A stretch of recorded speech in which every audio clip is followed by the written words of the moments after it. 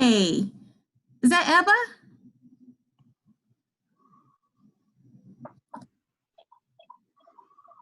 Hello, Ebba. Hi, Lil. Hello.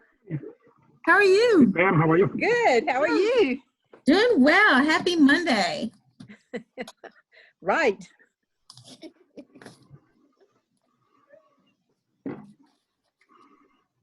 Need to run and get something real quick.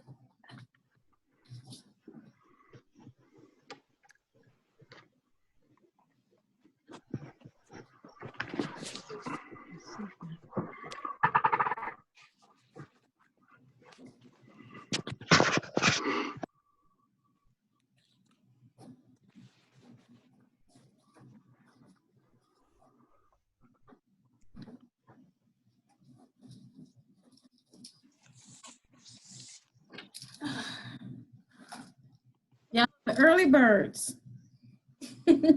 I always have to start early just in case I run into some snag getting connected that I don't anticipate. You know, I am the same way, and Teams has been acting up for me lately. Zoom has been doing better, but I just wanted to make sure. I didn't know we had access to Zoom because I'm more accustomed to that. I've checked into the Teams, but we've had trouble with audio, on that. So I just call into meetings now, and don't try to do the picture part. Yeah, maybe that's something that I'll talk to the team here about, that maybe they could start using Zoom. Yeah. If that works better. Who knew that we'd be so familiar with that? I know. I remember as a kid watching the Jetsons, and they had a screen where they talked to somebody instead of talking on a telephone like we had. Across the screen, and he knew that we would be doing that now. That's right. But Pamela, they had flying cars too. They sure did. You know what? I enjoy that, having a flying car. That would be cool. I don't know. With you, I don't know about that either. I'm not eager to do that. Hey, Ron, how are you? Good. How are you? Doing well today. Good, good, good. Oh, I love your backdrop. Oh, thank you. It's fake.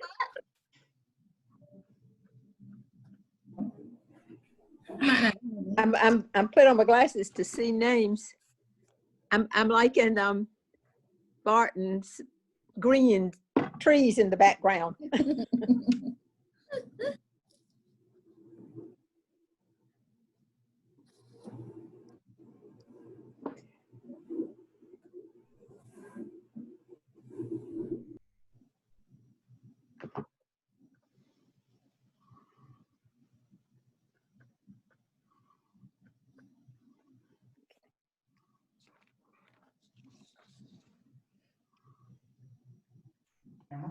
Don't have tape on it to begin with. So. Hello, Pam. Hey there, how are you doing, Walter? Good, how are you? I'm well, good to see you. Hey, Roz. Good to see you too. Yeah. So what? I was just saying. Oh, there we are. Okay. Yeah, there you go. All right. Hey. There we are. Hey, Michelle. Okay. Hey, Emma, happy birthday. We'll just Thank wait you. for the time. Today is Ella's birthday? Yesterday was. Yesterday. Oh, well, happy birthday. Happy belated. Monday belated. Thank you. I'm sure he's impressed with the dazzling gift that I sent to his house. Yes, I am. As always. As always.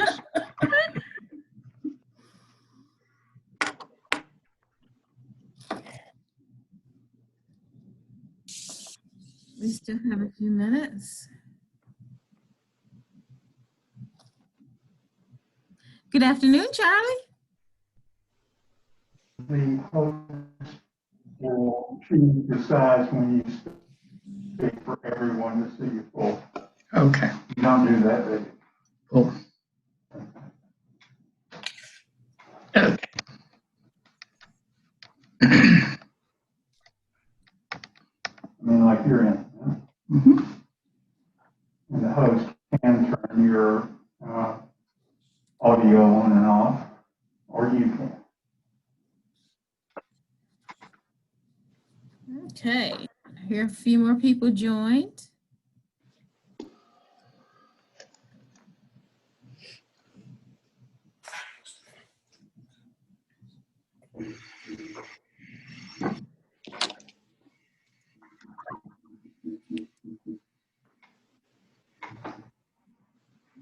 I see Daryl has joined. Hey, Daryl.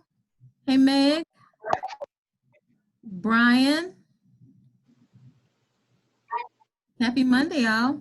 Hey, happy Monday. Good afternoon. Hey, happy Monday. Why is it choppy? Hi, Emily. You were being choppy.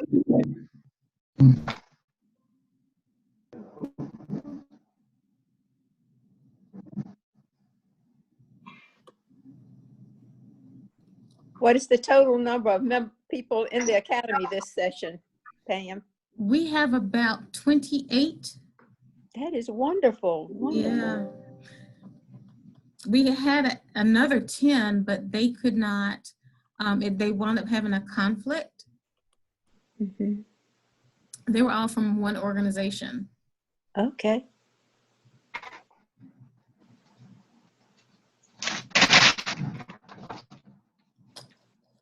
We still have about 2 minutes for people to kind of log in.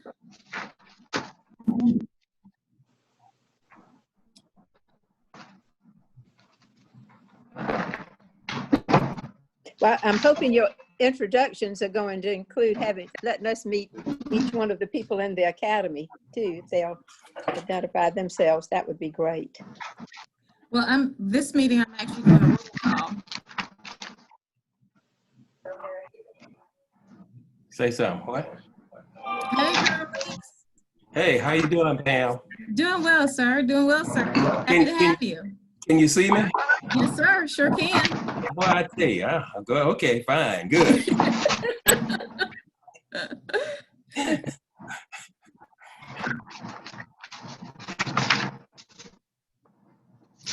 How you doing, sir? Mr. Gossett, isn't it? Hey, Roger. Hey, how you doing? Heather. Good to see you. All that talk, yes, sir. Enjoy it. And the closer you are, the better your mic can pick up.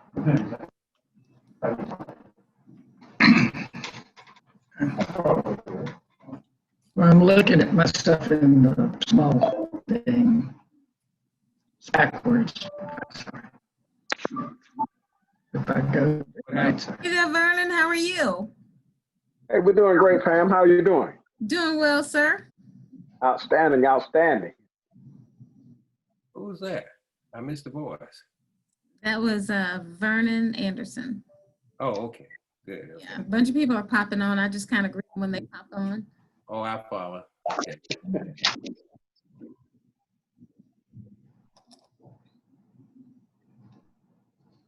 Okay, we have several. I'll give it one more minute.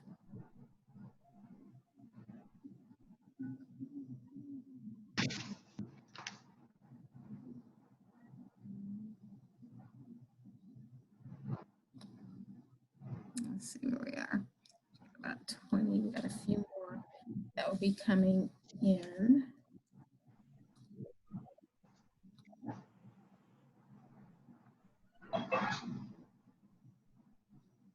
How many people you have in this class, Pam? We have about 28. 28. Wow. That's a nice size class. Yeah. All right.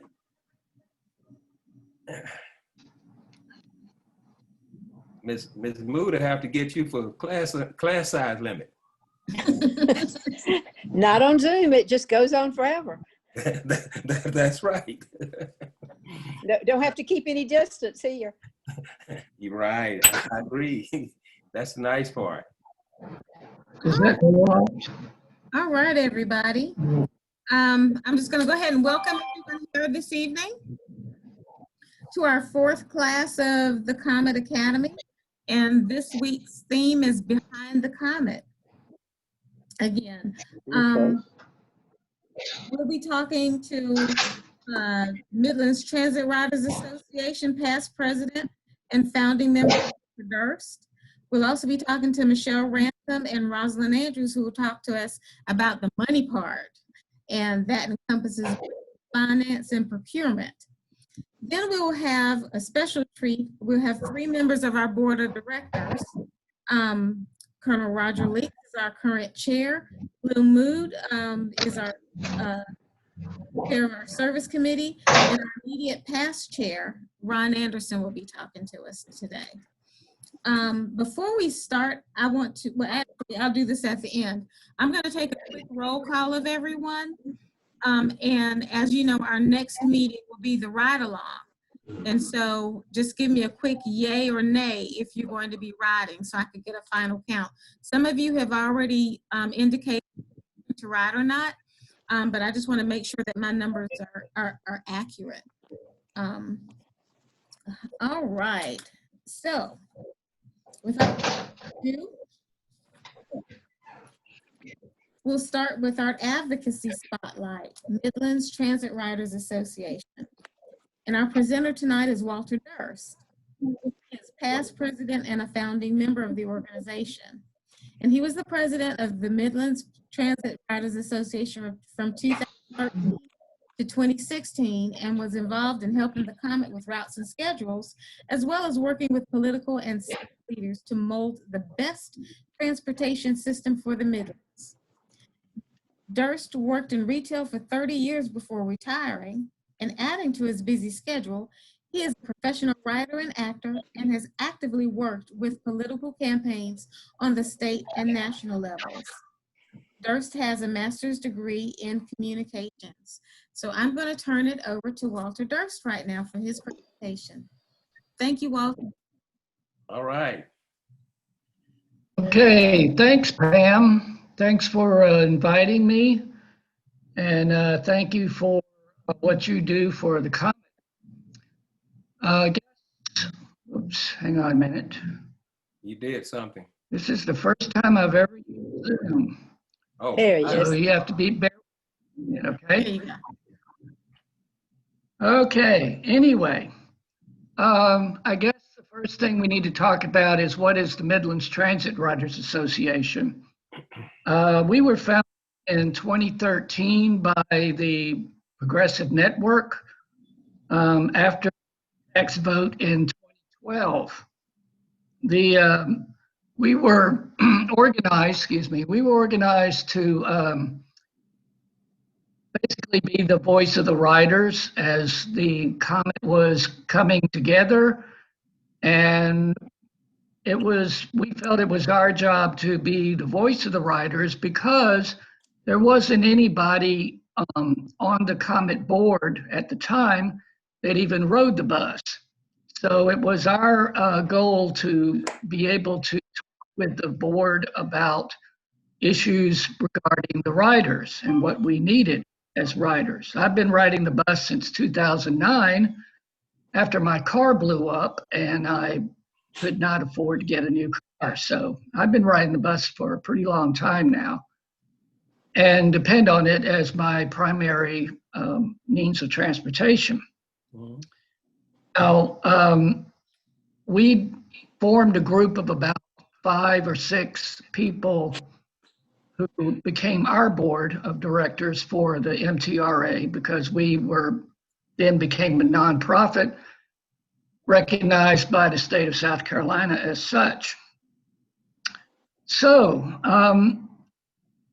the first thing that I would say about the MTRA and our work with the COMET is that, and because I have worked with a lot of grassroots campaigns, political campaigns, activists, and all manner of things, the first thing that I wanted to do as president of the MTRA was to approach the COMET in a positive way to get things done. Now, how do I do that? Well, I found that, first of all, we looked at needs for bus stops, needs for routes, needs for schedules. after that, we found, how are you going to do this? And we presented COMET with ideas on how to do a particular route or answer a particular need. And then from there, we came up with solutions. And now I'm off again. Okay, we're coming back. Yeah, we can hear you. Okay, well, I'm having to do the video thing, but anyway. Okay, so here we are. The first thing we did was Sundays. The COMET had not had a Sunday schedule since 2010. And so I approached the COMET about doing Sunday schedule, and they were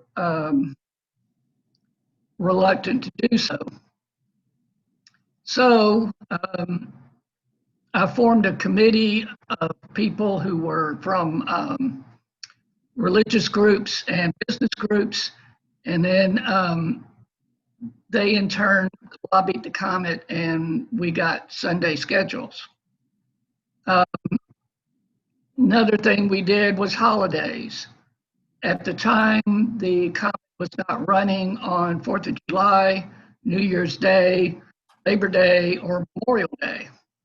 I had done a TV interview, and a lady recognized me on the TV, from the TV, and she lit into me about the fact that she worked for Richland District 1, and they were open Memorial Day, and she couldn't get to work. And so I approached the COMET board about that. There was a Richland County councilman on the board at that time. He didn't even know schools were open on Memorial Day.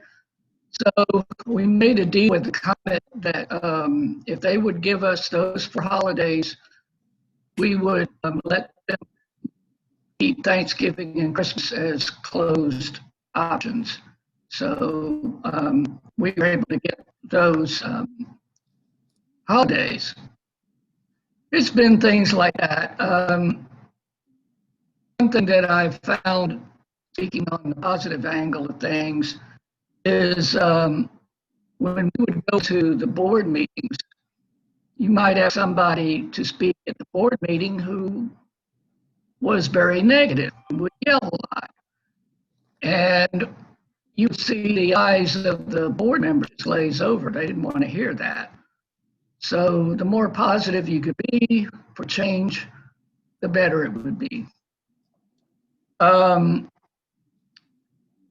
of the missions that we've had with the MTRA is to get buses that would go to all the Midlands campuses, which we were able to do with the help of the COMET. We wanted to get buses to go to every Richland County library in the county. We were able to do that, except for the one in Valentine, which was too far out.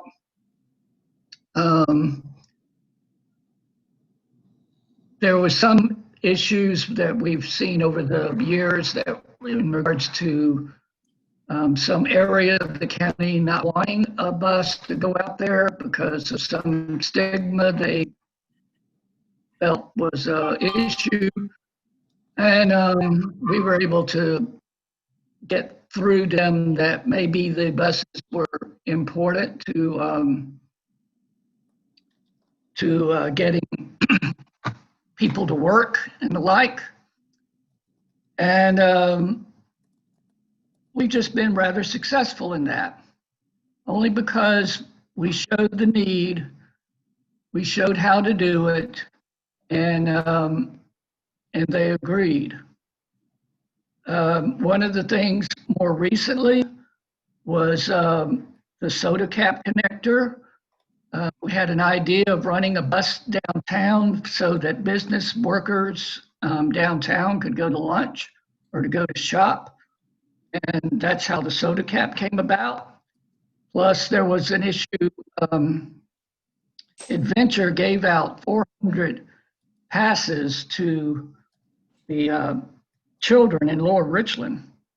And at the time, they couldn't get there because there wasn't a bus that went down toward the State Museum. Now there is. We went to the new 801, which is the Harbison route. They wanted to run it down Broad River Road all the way to Harbison Boulevard. And I said, wait a minute, why don't y'all turn at Piney Grove Road, go down that way you hit Costco, and also there's motels there where people work, there's Hardee's, there's other restaurants in that area, and they agreed to that. One of the routes that I'm very proud of is Sandhills. That's one of the areas where they really didn't want a bus to go out there. And there was a lot of lobbying going on. One of the council people, Richland County Council, lobbied Sandhills, and we were able to get that done. So all in all, we've had great success. Now we've moved from getting routes and schedules and things done to more on a communications level to make sure people understand what's going on. We've also been involved in getting shelters and benches into areas where we can.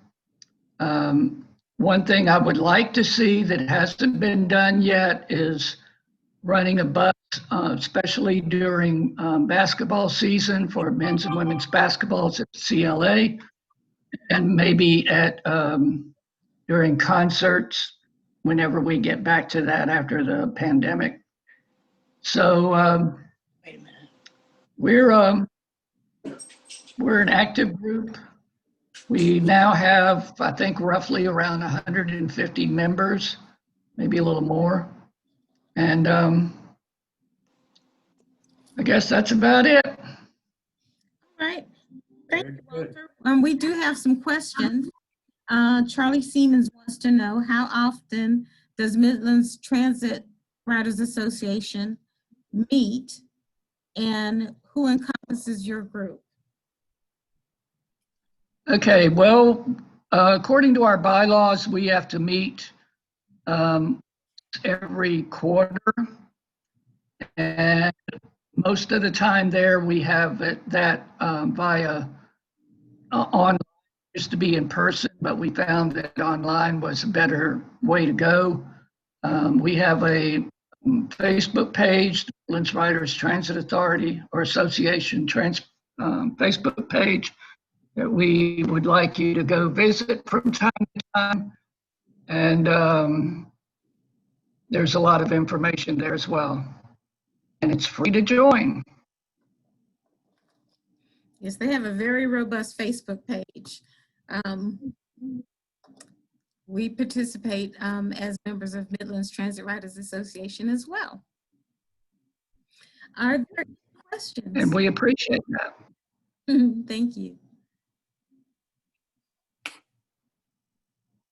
Any questions from outside?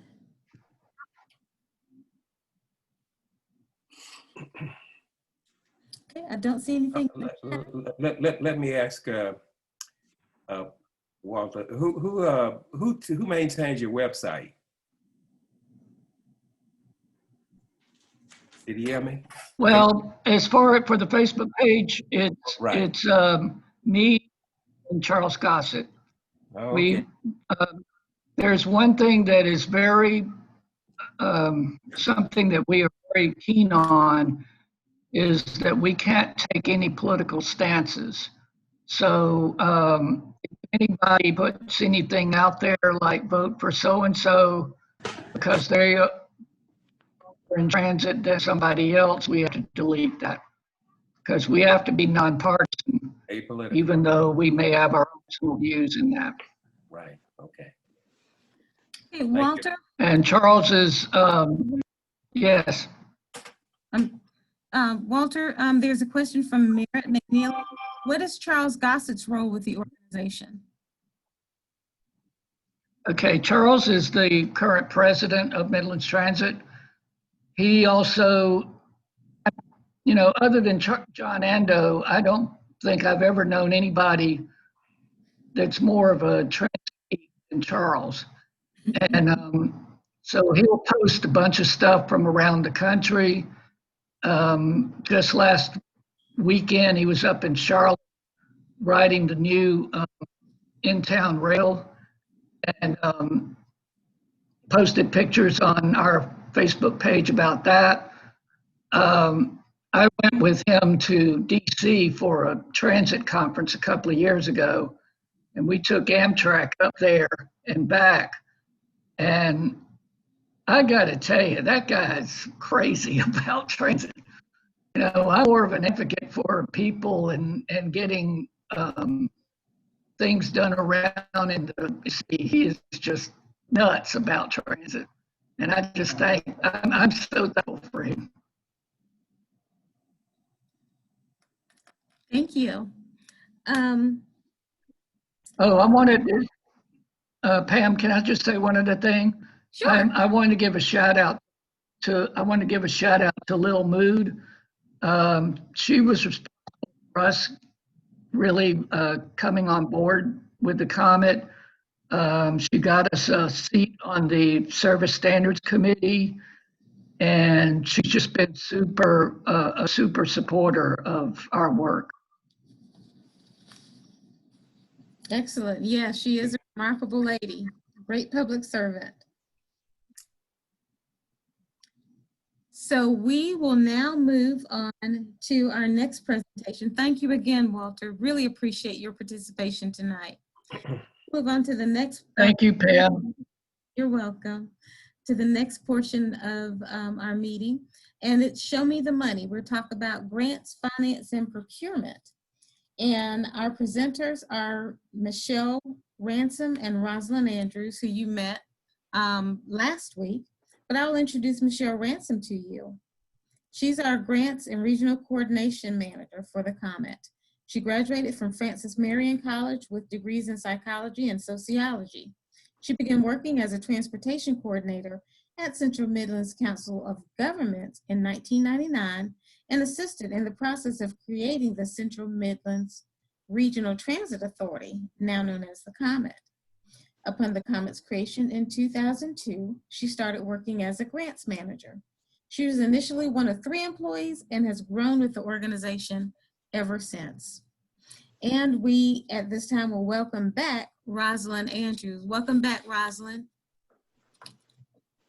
Did you miss us? Of course I did. Okay, bear with me while I share my screen, please.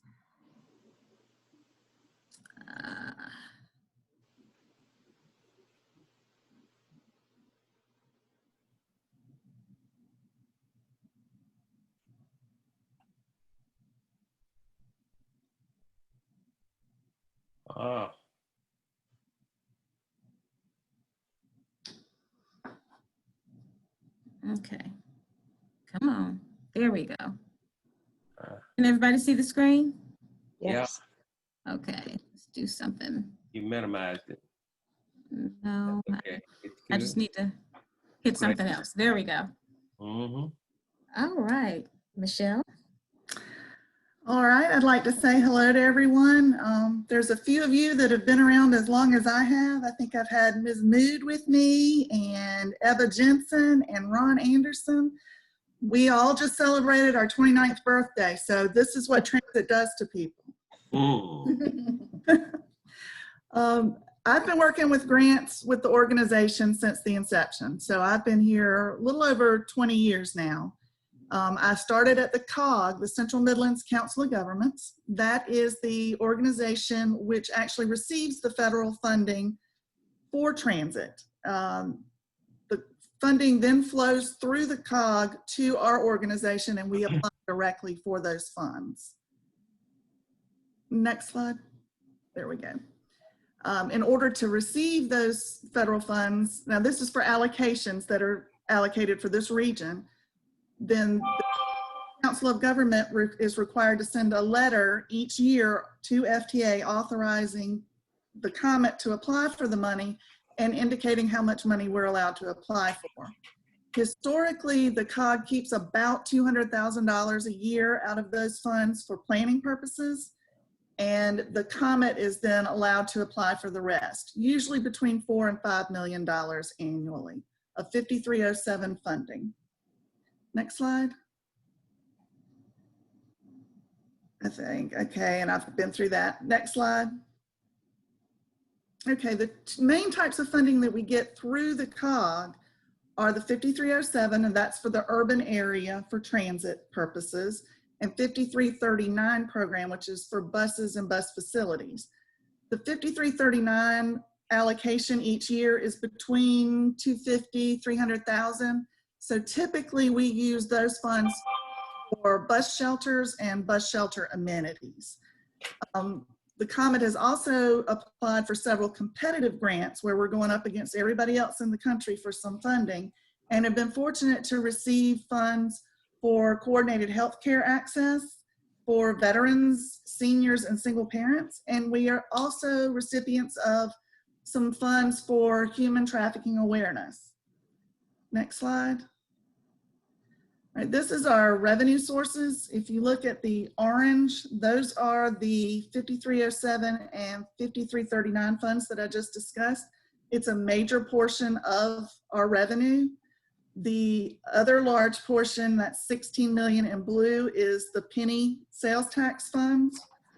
The little gray sliver are the funds we receive through SCDOT for our rural area. To you guys, it seems like there are plenty of rural areas in Richland County, but it's based on census and population data, and therefore the definition of rural is very restrictive. So that's the amount of funds we receive for services in those areas. And the remaining amount are for like Lexington County contributions, contract revenue, things of that nature. Historically, we've also had quite a bit of fare box revenue, but because of COVID, we are not charging a fare at this time, so you will not see that on the chart. Next slide. Thank you. Right now, we currently have 12 open and active federal grants. We're in the process of applying for, I believe, 3 more at this time. We also have 2 open grants at the COG that they administer for shelters and shelter concrete. And we have 7 open SCDOT funding contracts.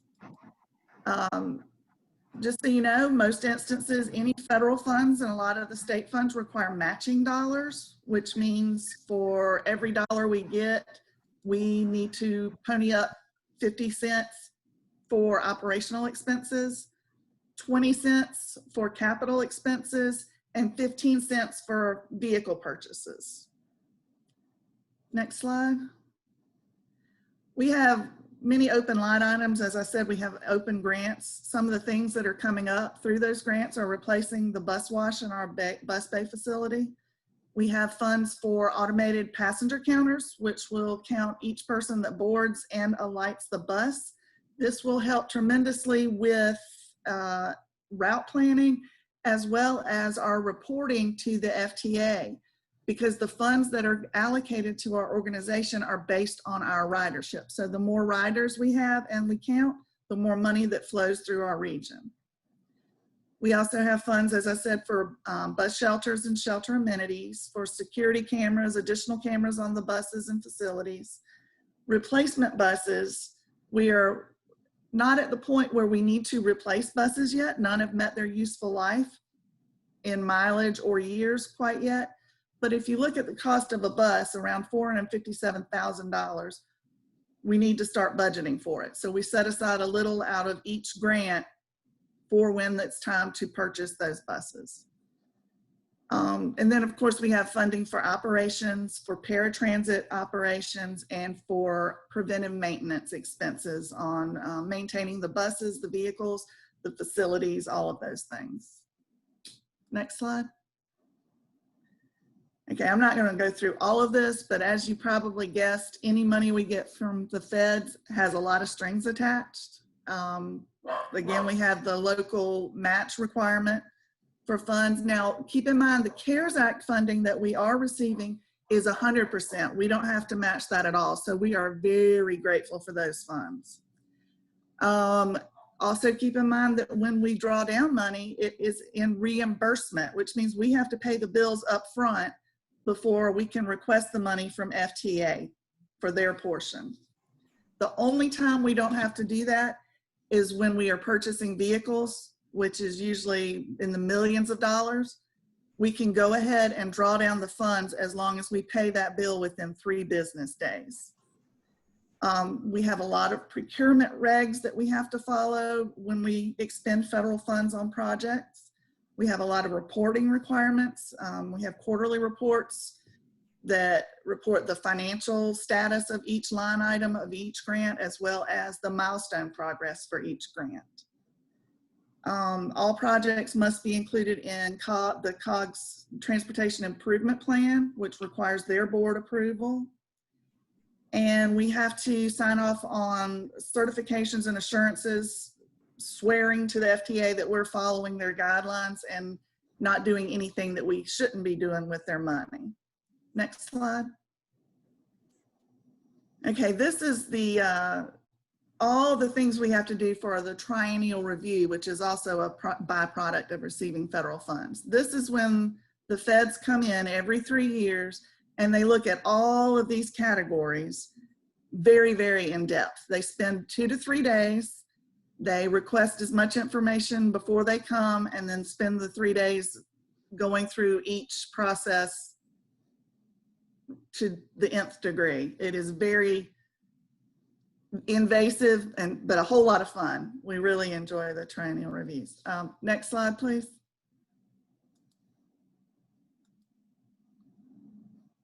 All right, as far as the procurement, I'll just touch on that. If we are buying with federal funds, we are required to get 3 telephone quotes for any amount between $10,000 and $250,000.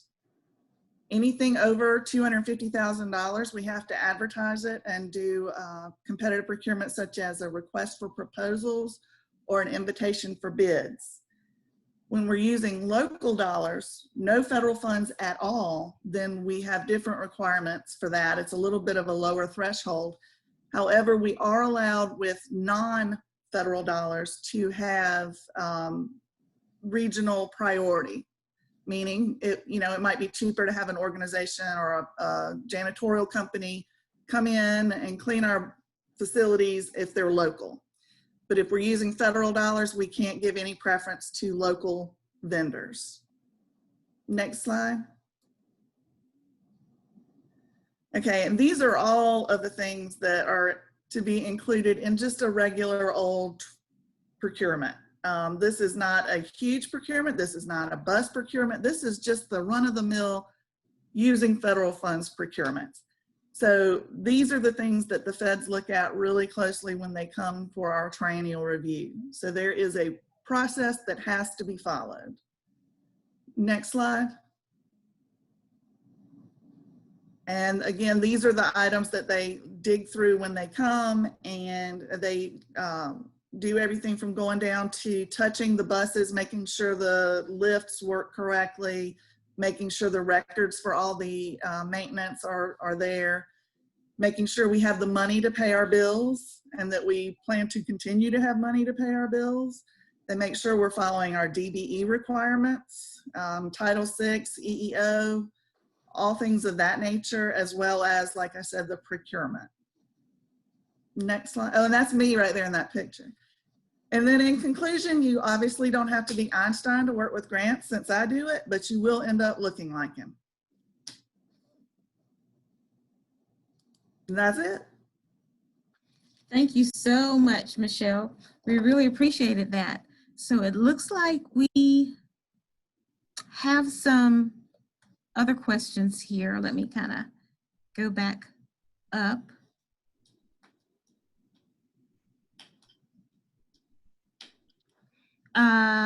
Charles Siemens wants to know, what is an example of a bus shelter amenity?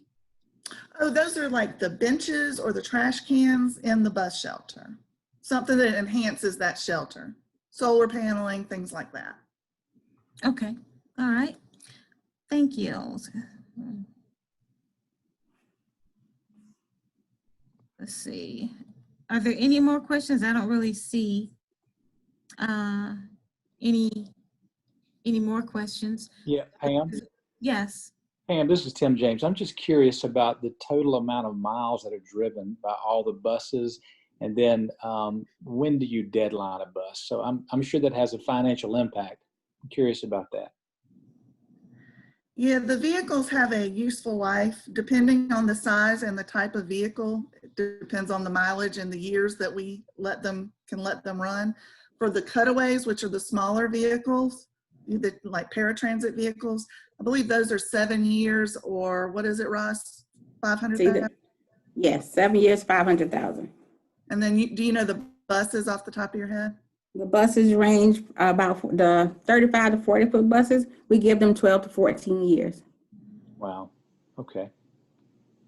And then what is the price tag on a brand new bus now? Let me see if I can get back in my Wasn't it 457,000? Yes, Right. that's right. But keep in mind that is with the bus wrap, with a fare box to take the fares, with the digital signage, also the bus racks. That's the fully loaded bus. Okay.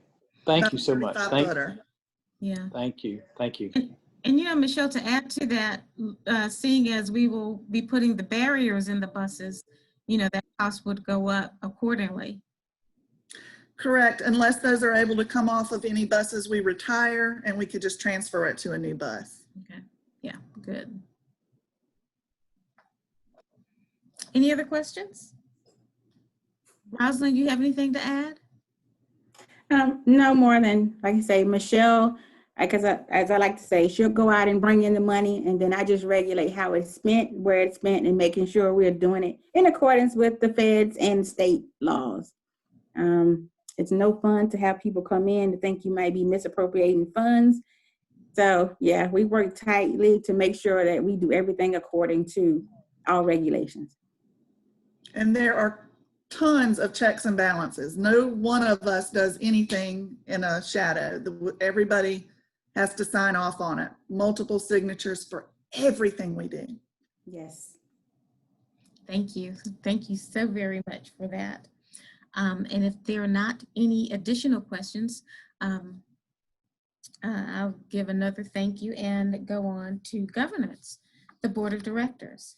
And this time I would like to introduce 3 of our directors. Lil Mood is a member of the board of directors and chair of the service committee. She's BSN and MPH, Master of Public Health, and a bachelor's in nursing.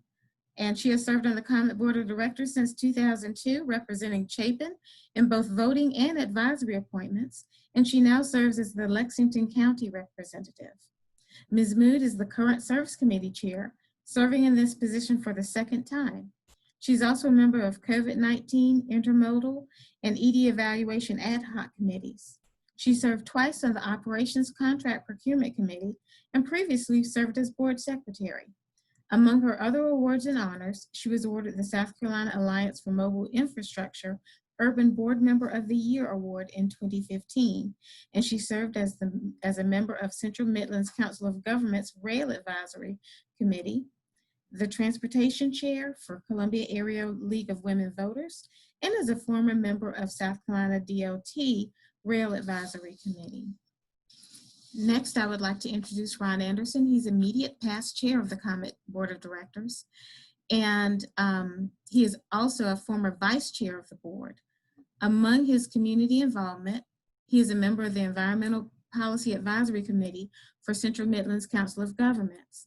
He also serves on the board of directors for Midlands Education and Business Alliance, NEBA, having previously served as its former chair for the organization. In the past, Mr. Anderson was a member of the City of Columbia Planning Commission, the Executive Committee of the Columbia Chamber of Commerce, and a chair of the Partner in Education Committee. He is Vice President of Research and Information Technology for Colliers International, South Carolina. In this role, he is responsible for refining the methodology of the collection and evaluation of office, retail, industrial, and medical market information across South Carolina. And next, I'm introducing Colonel Roger Leaks, retired, Chair of the COMET Board of Directors. Colonel Leaks is the newly elected board chair. He succeeds Ron Anderson, who served a term of 2 years in this capacity. Colonel Leaks was appointed by the board by Richland County Council in 2016 and has served as chair of the Service Committee during his tenure. He is an independent businessman and has served on various boards and commissions. These include the State Elections Commission as past chair, the South Carolina State Health and Environmental Control Board as past board secretary, and the Central Midlands Regional Council of Governments as past chair. And we're going to open this up as a panel discussion where you're able to ask questions and get answers to that. And I will start off with the first question. What is the most challenging thing that you find as a member of the board of directors? And I will start with Lil Mood and then go to Ron Anderson and then to Colonel Leaks.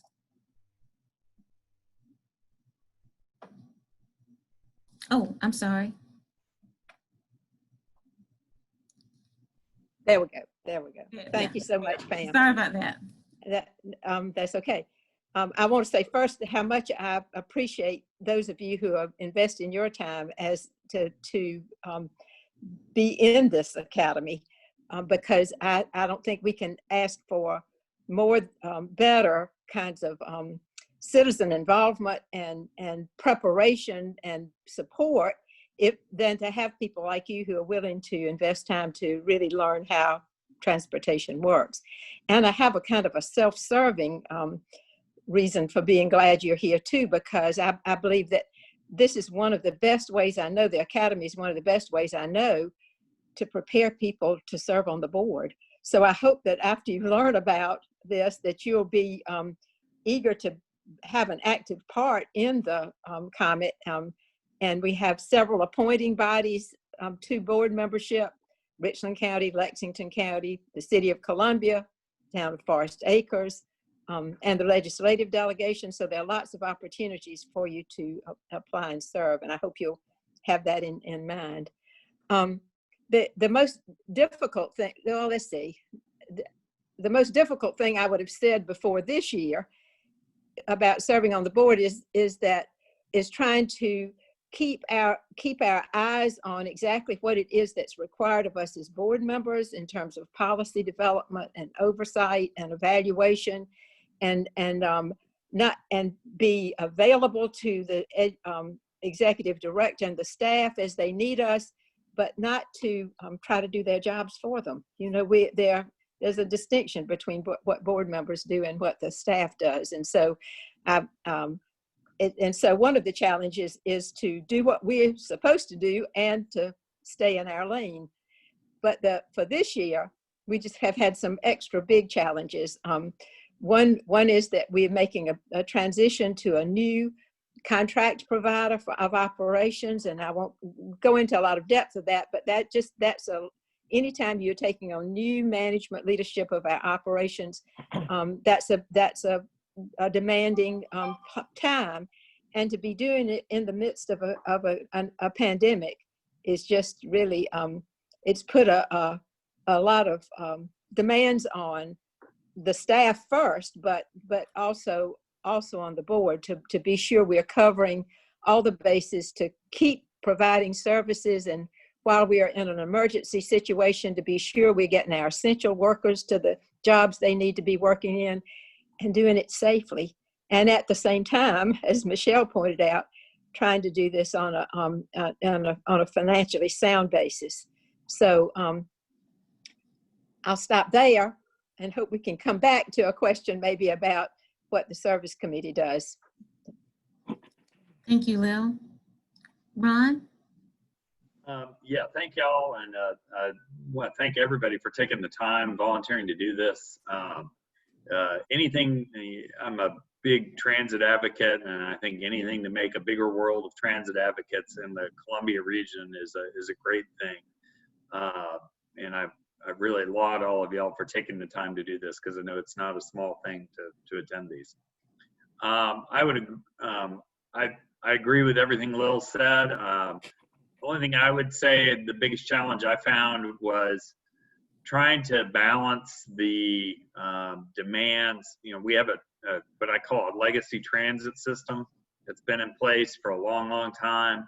It's looked a lot like it's looked since SCANA ran it in the 1930s and 40s.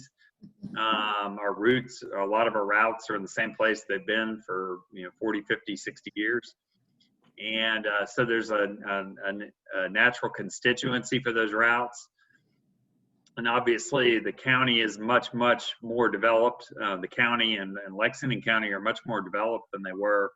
The region is a lot more developed than it was even when the system was turned over to the COMET in the late 90s.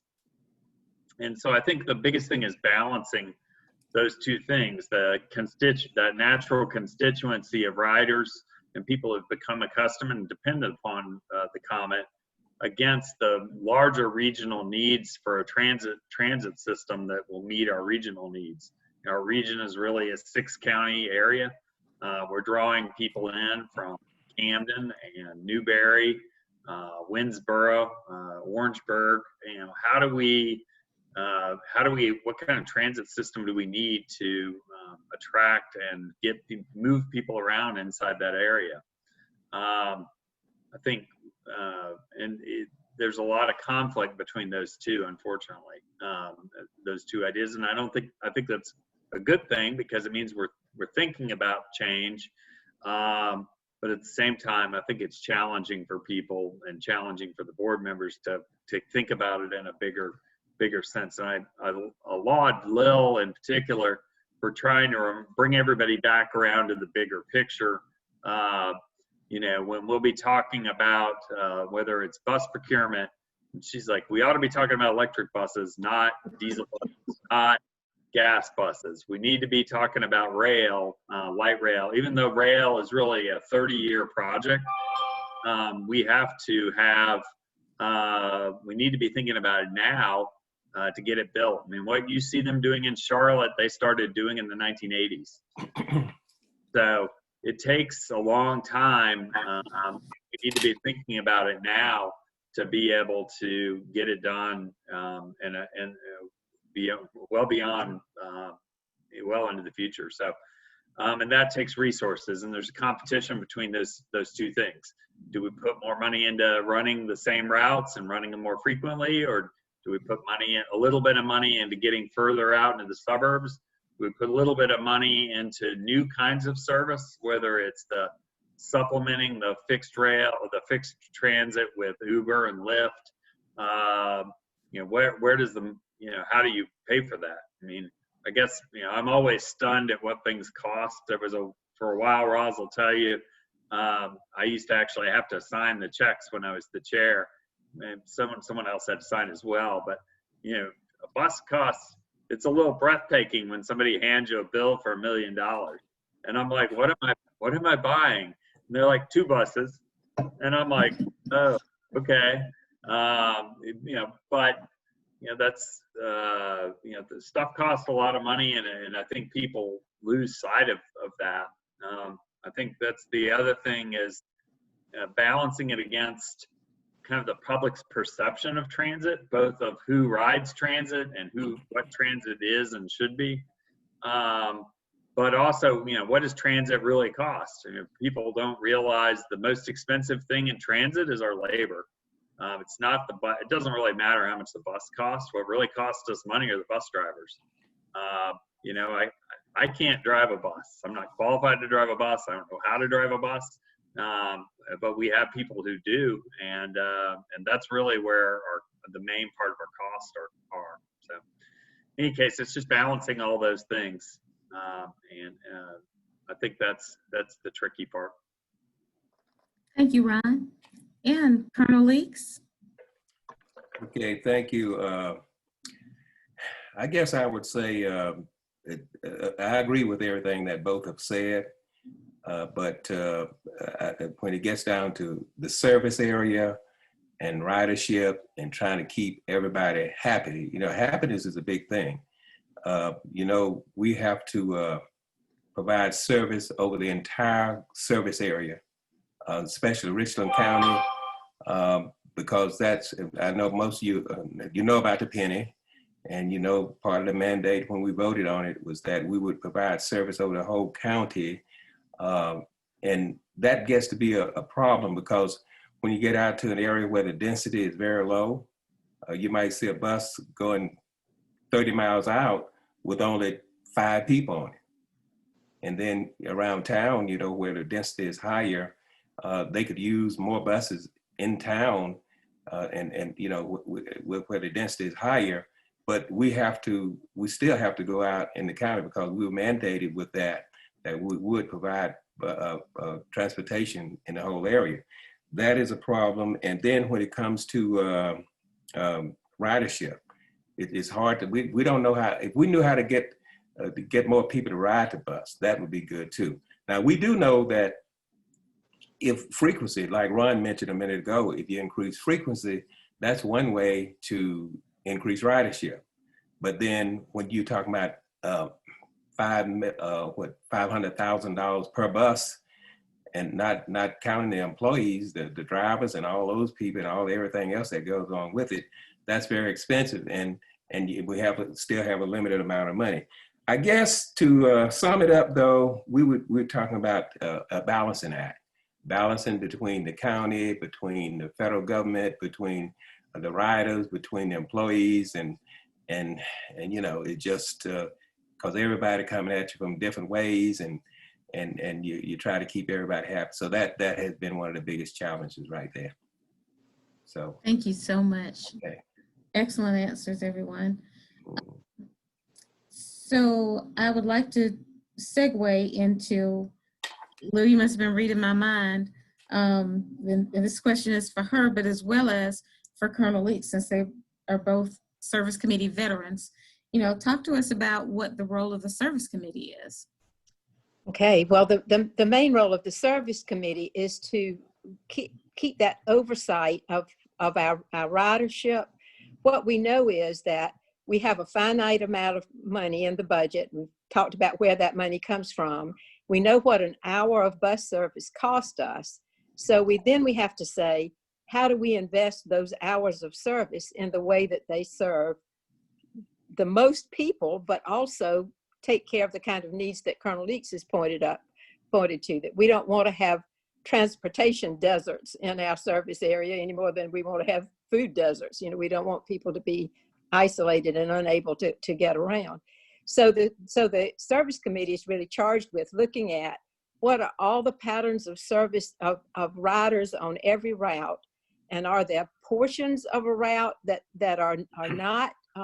We have standards for riders per hour on every kind of route that we have, and those differ between those downtown high frequency routes and those that Colonel Leach described in terms of going out into the less dense areas of the counties, or express buses, and so in any case, so that part of our role is evaluation and then making recommendations for modifications in those routes that would help us be better stewards of the use of the funds that we have to produce the most service that we can. And so we really can't do that alone. And one of the important parts of that is public input. And the laws require us that if we're going to make changes in any routes of a certain that affects a certain proportion of the route, then we have to go out for public hearings so that we formally get input from the public on that. But here's where I want to point up how helpful Walter and the Midlands Transit Riders Association have been to us, because scheduled public hearings is just not adequate feedback on how things are running and what's going well, and whether we look at customer complaints, we look at whether the buses are on time, and we look at whether how often we have an accident, and what are the reasons for those accidents and what's preventable. And so what the Riders Association has been for us is an open door, two-way communication.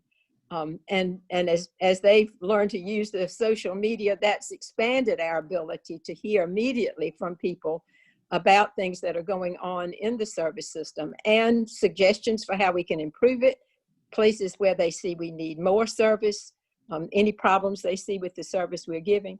So that's the service committee's job. And so any issue that comes up that affects service, and it's hard to think about things that don't affect service, then those are sent to the service committee to work through the nuts and bolts and come back and recommend to the board if we need to make route changes or policy changes or new initiatives or cut back in places where we're not as productive and we have another way to meet the need. So it's a pretty comprehensive and ongoing bit of work, and certainly board members can't do it by ourselves. We count on the expertise of the staff, and we count on the input from the operating contractor, and we definitely count on interaction with the public to help us with those decisions. Thank you so much, Lil. Colonel Leaks, did you want to add to that as the outgoing? Well, I agree with what Lil has said. It is a big operation, and you know, she covered it very well. So I agree. Okay, thank you. I have two more questions, and then we're gonna get some input from the other the cadets. Talk to us about how you prepare for your role on the COMET board. What goes into your commitment to the board of directors? And I'm going to start with Ron, then go to Colonel Leaks, and then circle back to you, Lil.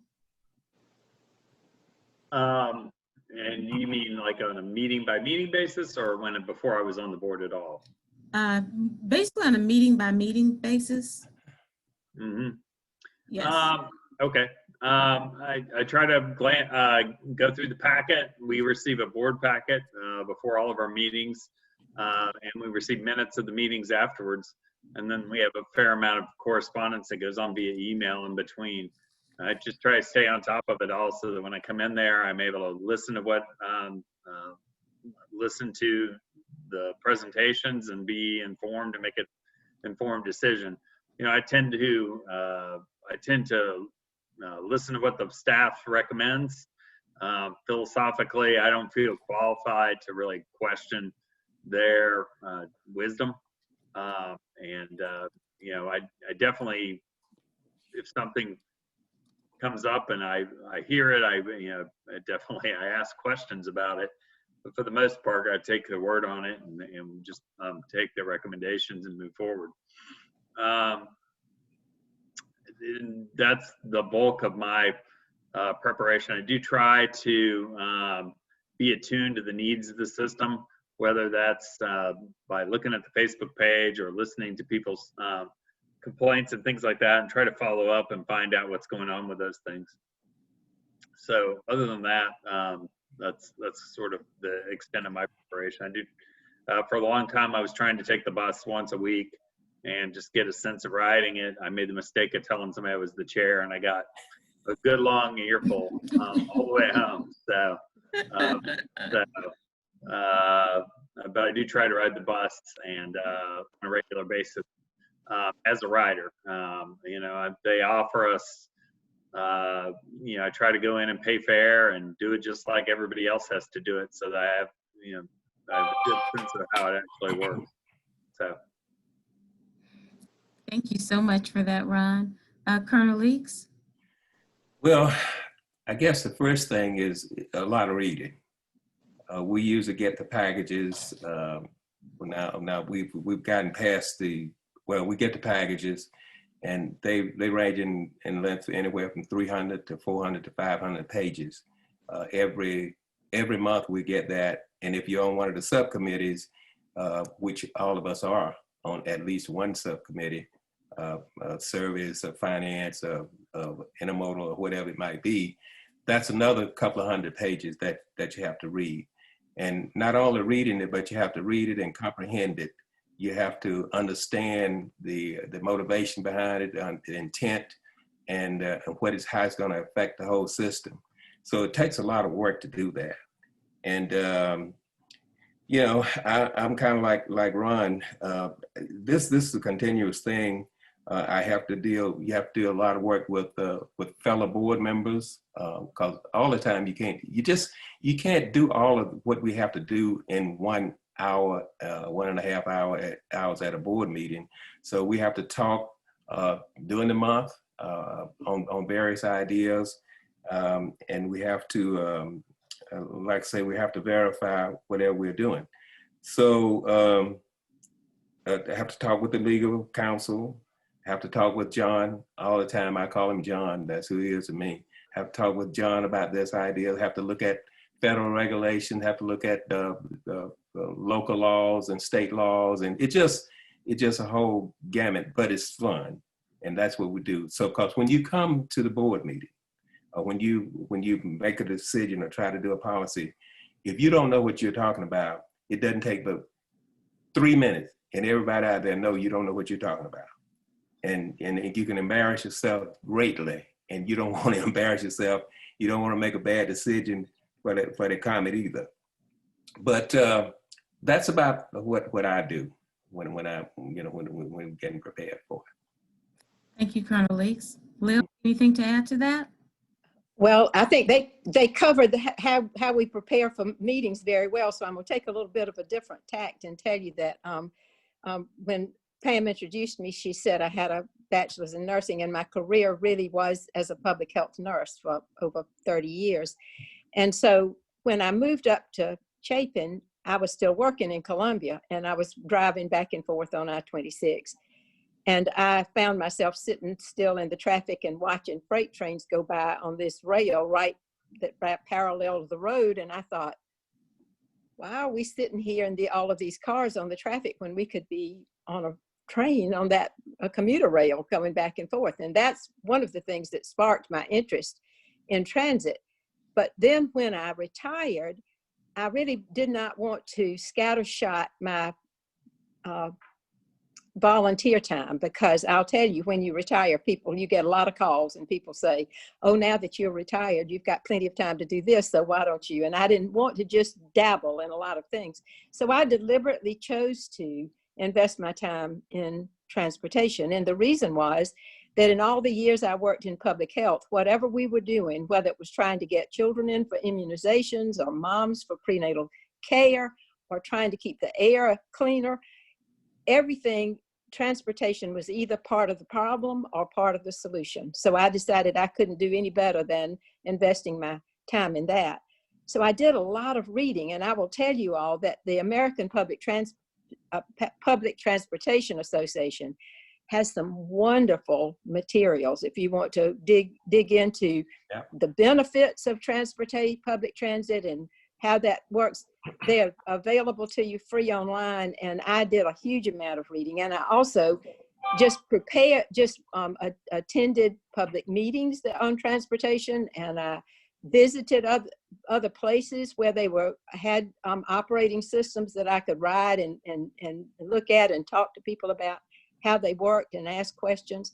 So then when in 2002, when the RTA was formed, and then my local mayor knew about my interest, and so then that's why he asked me to serve on the board, and subsequently I've done that ever since. But you never stop learning, because there are things that are going on all around us, and I'm grateful for John's both investment and interest and enthusiasm and creativity, because he comes up with solutions to things that I would never have thought of independently. So part of it we can prepare for ourselves, and part of it is just having a listening ear for the good ideas that we can at least explore and see if they might help us meet the needs and use our resources better. Thank you so much, Lil. At this point, we are out of time. We try to keep these to an hour, but I so appreciate your time, to, especially to our board members and our presenters. I'm going to take this one last question. Ron, you mentioned a light rail system earlier. Is this something being seriously considered, or is it more of a vague possibility if this area continues to grow? There is a rail study that's being updated right now, and that's really the first step. Frankly, we don't have the ridership to do rail right now. It's going to take some time. And until 2014, we didn't have a well-funded, fiscally solvent system to plug people into. You know, we didn't have anywhere for people to go once they got off the rail until we passed the penny. So that was really one of the first steps. We had a rail study done that shows there is demand for rail, and Lil can correct me, but I believe there's enough demand to, or there will be enough demand to service a route out to Lexington, Batesburg, Leesville, another one out to Newberry, and another to Camden. But those are still down the road, and that's very, very expensive. So I really, I don't want to say it's totally pie in the sky. What I would say are the things that we're doing now are necessary prerequisites to have it some point down the road. We've got to have a well-run regional system with regional representation and probably regional funding to do more substantial transit improvements. So. Pam, I can't resist to jumping in it at this point, because I'm a real rail fan, and I think it's more doable than we've allowed it to be in South Carolina, because several years ago I went with a group from the COG to visit Charlotte, and we met all day with people from Charlotte and from Mecklenburg County and from the state of North Carolina Transportation Department on how they were going about planning and using rail. Now, granted, they are a bigger population, but that we came home with a short list of things that we really had to have in place in order to get rail off the ground in South Carolina. And as Ron pointed out, one was that we had to have a viable bus system, because you can't come in on the train and not be able to get around the city. So that's one reason for my big investment in the of time in the bus system itself. But one of the things that we've been missing in the Midlands area are people who are real champions for rail. You've got to have people who want to do this.